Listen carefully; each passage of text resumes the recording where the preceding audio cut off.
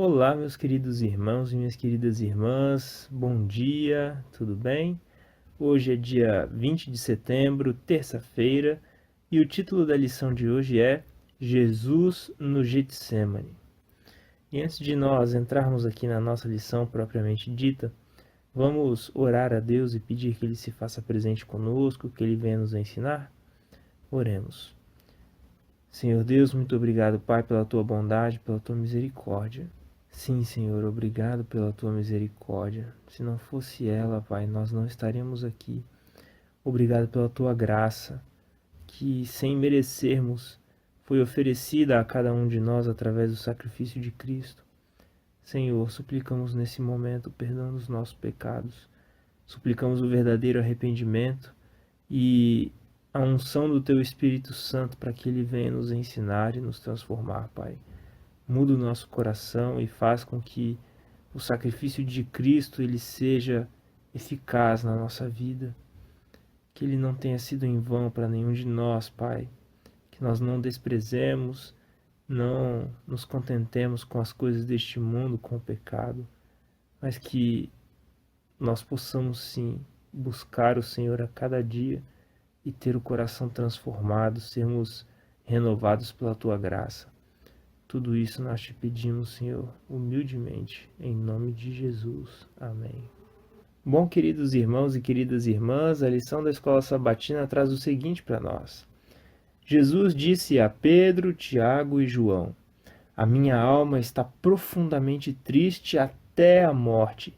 Fiquem aqui e vigiem." Marcos capítulo 14, verso 34. De tudo que Jesus tinha sofrido ao longo de seus 33 anos, nada se compara ao que ele enfrentou nas últimas horas antes da cruz. Desde os tempos eternos foi planejado o sacrifício de Jesus como oferta pelos pecados do mundo, e então tudo estava para acontecer. E agora, a lição da Escola Sabatina vai pedir para que nós leiamos os textos que falam sobre o sofrimento de Cristo no Getsêmani. Vejam só. O que os seguintes versos dizem sobre o sofrimento de Cristo no Getsêmani? Mateus capítulo 26, verso 39 é o primeiro. Vamos ler aqui. Mateus capítulo 26, verso 39.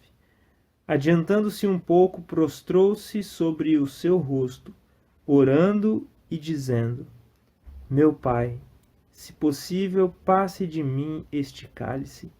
Todavia não seja como eu quero, e sim como tu queres."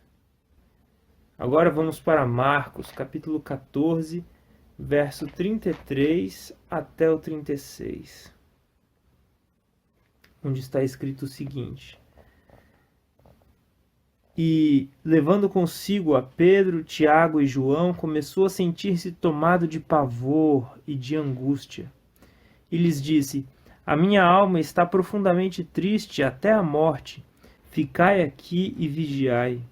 E, adiantando-se um pouco, prostrou-se em terra e orava, para que, se possível, lhe fosse poupada aquela hora. E dizia: "Abba, Pai, tudo te é possível. Passa de mim este cálice. Contudo, não seja o que eu quero, e sim o que tu queres." E agora vamos para Lucas, capítulo 22, versos 41 até o 44, onde está escrito o seguinte: "Ele, por sua vez, se afastou, cerca de um tiro de pedra, e de joelhos orava, dizendo: Pai, se queres, passa de mim este cálice. Contudo, não se faça a minha vontade, e sim a tua." Então lhe apareceu um anjo do céu que o confortava, e, estando em agonia, orava mais intensamente. E aconteceu que o seu suor se tornou como gotas de sangue caindo sobre a terra. Vejam só, meus queridos irmãos e minhas queridas irmãs, que intensidade, que sofrimento. E agora a lição da Escola Sabatina vai trazer para nós um texto do livro O Desejado de Todas as Nações, escrito pela irmã Ellen White. E que diz o seguinte para nós: foi a uma pequena distância dos discípulos, não tão afastado que não pudessem vê-lo e ouvi-lo, e caiu prostrado por terra. Sentia que pelo pecado estava sendo separado do Pai. O abismo era tão grande, tão escuro, tão profundo, que tremeu diante dele. Para escapar dessa agonia, não podia usar seu poder divino. Como homem, devia sofrer as consequências do pecado humano. Como homem, devia suportar a ira divina contra a transgressão. Nesse momento, Cristo estava em uma situação diferente daquela em que sempre estivera. Seus sofrimentos podem ser mais bem descritos pelas palavras do profeta: desperta, ó espada, contra o meu pastor e contra o homem que é o meu companheiro, diz o Senhor dos Exércitos. Zacarias capítulo 13, verso 7. Como substituto e fiador do pecador, Cristo estava sofrendo debaixo da justiça divina. Viu o que significa justiça. Até então, tinha sido como um intercessor por outros. Agora, desejava muito alguém que intercedesse por ele. Vejam só, meus queridos irmãos e minhas queridas irmãs. E a lição vai finalizar aqui com algumas reflexões para nós. Pense no que aconteceu a Jesus no Getsêmani. Os pecados do mundo já começavam a cair sobre ele. Tente imaginar como deve ter sido. Nenhum ser humano jamais foi chamado a passar por algo assim. O que isso nos diz sobre o amor de Deus por nós? Que esperança isso traz para você?